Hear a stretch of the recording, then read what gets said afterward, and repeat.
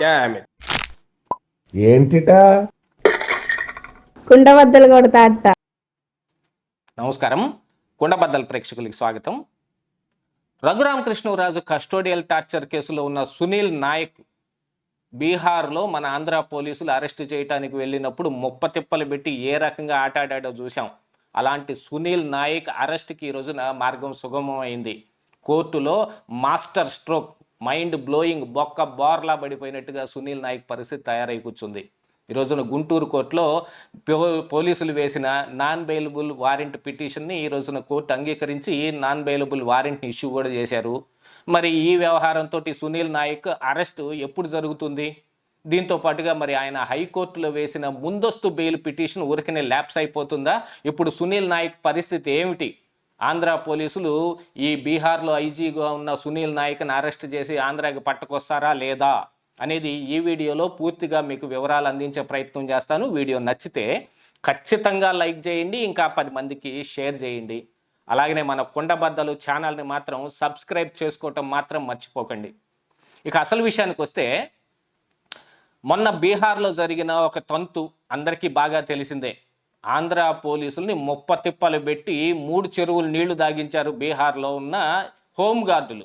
500 మంది ఆవంతున దామోదర్ బృందాన్ని చుట్టుముట్టి కోర్టులో సైతం వీళ్ళ వాదనను కూడా వినిపించనీయకుండా 2 నిమిషాల్లోనే కేసు ఫైనల్ చేసేసి 30 రోజుల పాటు అరెస్ట్ కాకుండా అక్కడ బీహార్లో తతంగం చూసాం అందరం.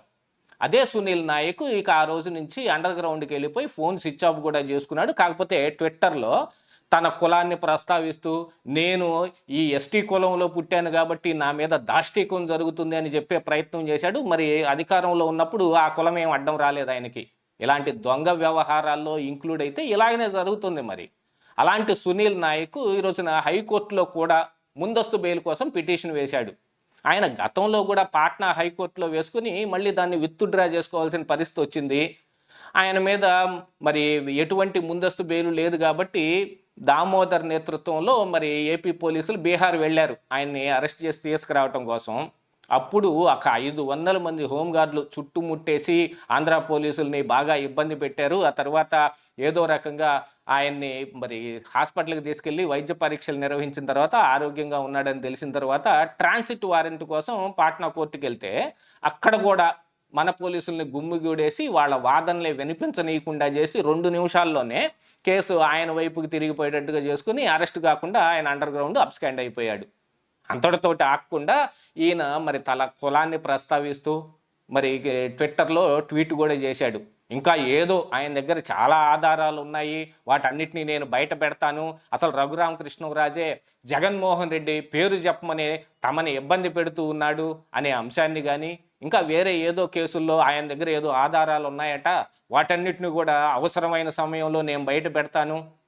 అలాంటి ఆధారాలుంటే ముందుగా ఆయన కేసన్నా పెట్టుండాలి. ఇదిగో నా దగ్గర ఇంత సమాచారం ఉంది, వీటి ప్రకారంగా మీరు యాక్షన్ తీసుకోండి అని పోలీసుల కన్నా ఇన్ఫర్మేషన్ ఇవ్వాలి. కానీ ఆయన అరెస్టు దాకా వచ్చినప్పుడు ఇలాంటి వ్యవహారం చేస్తున్నాడంటే ఇందులో ఆయన దొంగతనం ఏమిటనేది బయటపడిపోతుంది. కాకపోతే రఘురామకృష్ణరాజుని కస్టోడియల్ టార్చర్ చేస్తున్న సమయంలో ఆ గదిలో సునీల్ నాయక్ కూడా ప్రెజెన్స్లో ఉన్నాడు కాబట్టి ఆయన విచారించాలి అని ఆంధ్ర పోలీసులు నోటీస్ ఇచ్చారు ఆయనకి విచారణకు హాజరుగమ్మని. ఒక సామాన్య పౌరుడైతే కంపల్సరీ హాజరై తీరతాడు. వాళ్ళకి ఉన్నంత రాజ్యాంగం మీద వాళ్ళకు ఉన్నంత గౌరవం కానీ అభిమానం కానీ అధికారంలో ఉండి వీళ్ళు పోస్టుల్లో ఈ ప్రభుత్వ సొమ్ముని మొత్తం ఎంజాయ్ చేస్తున్న వీళ్ళకి లేకుండా పోయింది. ఆ రాజ్యాంగం మీద ఏమాత్రం గౌరవం లేదు, కాదు కూడదని ఆయన అనేక రకాలైన ప్రయత్నాలు చేశాడు. ఇవన్నీ తప్పించుకుని మరి ఏపీ పోలీసులు అరెస్ట్ చేయడానికి వెళ్తే ఆయన అక్కడ ఐజీగా ఉండి ఈ హోంగార్డులు ఈ ఫైర్ దీని డిపార్ట్మెంట్కి ఐజీగా ఉండటం వలన వాళ్ళతోటి రౌడీజమే చేశాడు ఆయన. ఏదో సినిమాలో చెప్పినట్టు ఊరికి ఒక్కడే రౌడీ ఉండాలి, అది పోలీస్ అయి ఉండాలి అని అంటే ఆ రౌడీ పోలీసుకి ఎలాంటి దురుద్దేశాలు ఉండకూడదు అనేది ఇప్పుడు ఇంక్లూడ్ చేసుకోవాల్సిన పరిస్థితి ఏర్పడింది. వాళ్ళందరూ కలిసి రఘురామకృష్ణరాజుని కస్టోడియల్ టార్చర్ చేశారు అనేది రఘురామకృష్ణరాజు కూడా చాలా ఉద్యమం తర్వాత దాన్ని ప్రూవ్ చేయగలిగాడు. ఆయన దగ్గర డబ్బు ఉంది, ఆ రోజున ఆయన ఎంపీగా ఉన్నాడు, అధికారంలో ఉన్నాడు, ఇక ఢిల్లీలో కూడా ఆయనకి బాగా పలుకుబడి ఉంది. ఇన్ని జరిగిన తరువాత గుంటూరులో జీజీహెచ్కి ఆయన వైద్య పరీక్షలకు తీసుకెళ్తే ఆయన కాళ్ళ మీద గజ్జు ఉంది, తామర ఉంది, పొడ ఉంది అని కొన్ని లేనిపోని రోగాలన్నీ ఆయనకు అంటగట్టి అప్పుడు ప్రభావతి ఆడిన డ్రామా చూసాం. ఇంకా ఆ తర్వాత తులసిబాబు లాంటి భారీ వ్యక్తిని తీసుకొచ్చి రఘురామకృష్ణరాజు గుండెల మీద కూర్చోబెట్టి ఆయన్ని చంపే ప్రయత్నం కూడా చేశారనే దాన్ని కూడా ఆయన ప్రూవ్ చేసి తులసిబాబుని సైతం ఆయన మరి గుర్తించి మరీ ఆయన అరెస్ట్ చేయించాడు.